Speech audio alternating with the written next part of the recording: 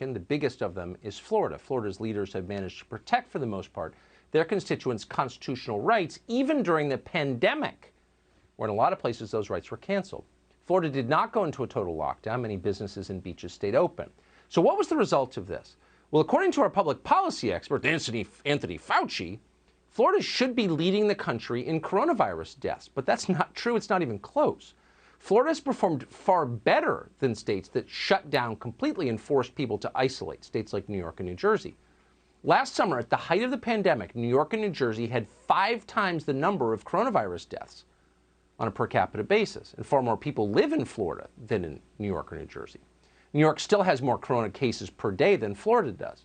Today, we've learned it's even worse than we thought in the Northeast. It turns out that New York's governor, Andrew Cuomo, sent more than 9,000 coronavirus patients from hospitals to nursing homes in the early days of the pandemic. Those numbers are almost twice as high as what we thought, twice as high as what officials had reported in New York.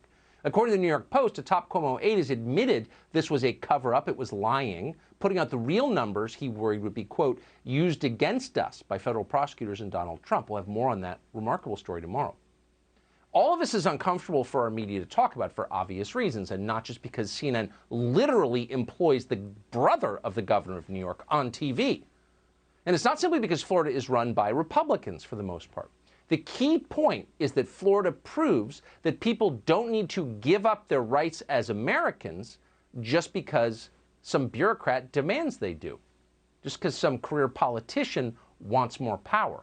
Now, at MSNBC, which exists to protect career politicians, there's only one solution to this problem. Florida's leadership needs to be punished immediately. Republican Governor Ron DeSantis cares more about keeping the state open for business than about keeping people alive. How do you roll out a national plan when you have to go through governors like him? Is there a way that the administration can get around people like Ron DeSantis? Really quickly, though, what do you do with dumb governors? I'm sorry to put it this way, but you have governors like Ron DeSantis who don't care about COVID. What do you do with recalcitrant governors? Republican governors so eager to claw their way to the top of the Trumpian food chain, they've happily picked up his war against science and his lack of respect or reverence for life itself. The defenders of democracy there.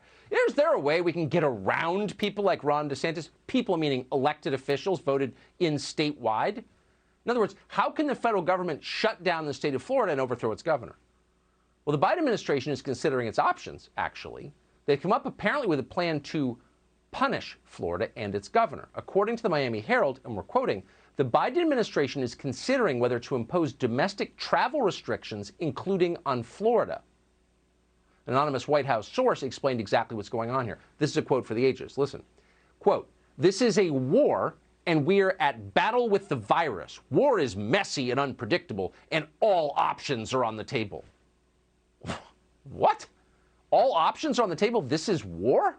Who are you talking about? You're talking about American citizens. A rare moment of honesty from an anonymous White House official. No administration has ever suggested doing anything like this. The White House is singling out specific states for punishment. Today, Ron DeSantis made it clear that he knows what is going on here and will resist it. I think it would be unconstitutional, it would be unwise, and it would be unjust. And if you think about it, restricting the right of Americans to travel freely throughout our country while allowing illegal aliens to pour across the southern border unmolested would be a ridiculous but very damaging farce. So we will oppose it 100%. It would not be based in science. It would purely be a political attack against the people of Florida. So the pretext for shutting off Florida from the rest of the country is that there's a mutation of the coronavirus spreading in the state. Okay. That mutation is also spreading in California, the biggest Democratic state, and yet no one in the White House is talking about destroying California or its governor, Gavin Newsom. Instead, they're defending Gavin Newsom from a Democratic recall effort against voters. So Democrats know exactly what this is. It's punishment for the largest Republican state. Last March, when the White House floated a broader lockdown that would affect the Northeast, the governor of New York was apoplectic. He called it, quote, a federal declaration of war.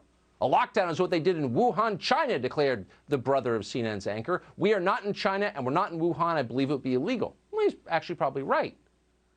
But Democrats have changed their view. They have decided we are going to punish this state to which all the taxpayers in our big, failed, ugly, gray, dirty, crime-ridden states are fleeing.